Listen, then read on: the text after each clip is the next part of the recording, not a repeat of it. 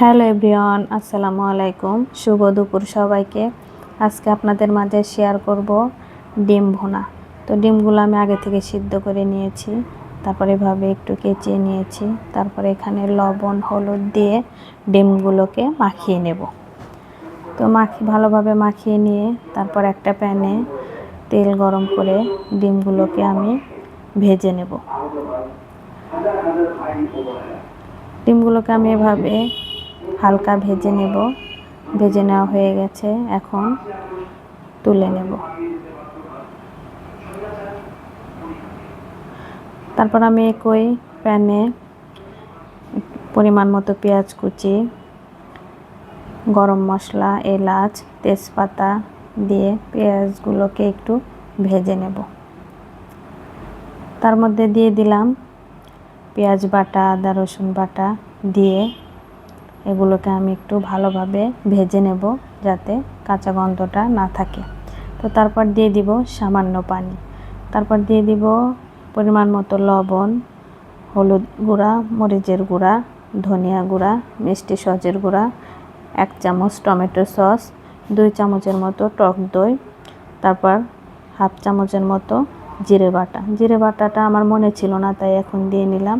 দিয়ে সবগুলো মশলা ভালোভাবে কষিয়ে নেব।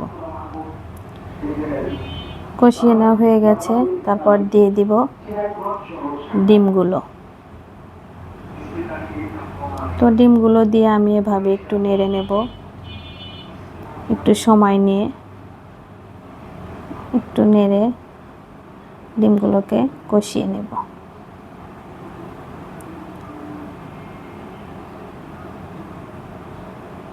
তারপর একটু দিয়ে দিব সামান্য পরিমাণে চিনি। তো আপনারা চিনি না দিলে না দিতে পারেন, কিন্তু আমার কাছে দিলে একটু ভালো লাগে, তাই আমি একটু চিনি দিয়ে নিলাম। তো এখন দিয়ে দেব নারিকেলের দুধ। নারিকেলের দুধ দিয়ে ডিম ভুনা করলে আমার কাছে অনেক ভালো লাগে। তো আপনারা এভাবে নারিকেলের দুধ দিয়ে ডিম ভুনা করবেন। তো এখন দিয়ে দেব কয়েকটা কাঁচামরিচ দিয়ে এখন কিছুক্ষণের জন্য ঢেকে দিয়ে রান্না করে নেব। তো দেখেন তেল ভেসে উঠেছে, এখন প্রায় হয়েই গেছে। এখন দিয়ে দেবে একটু ভাজা জিরের গুঁড়ো, একটু গরম মশলার গুঁড়ো দিয়ে একটু নেড়ে নেব। তারপর দিয়ে দিব একটু পেঁয়াজ বেরেস্তা দিয়ে একটু ঢেকে রেখে দেব। তো দেখেন হয়ে গেছে ডিম ভুনা। তো আপনারা এভাবে ডিম ভুনা করে নেবেন।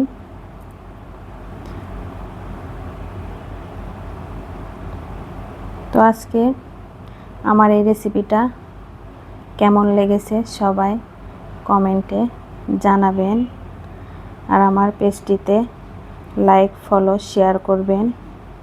ধন্যবাদ সবাইকে। আল্লাহ হাফেজ।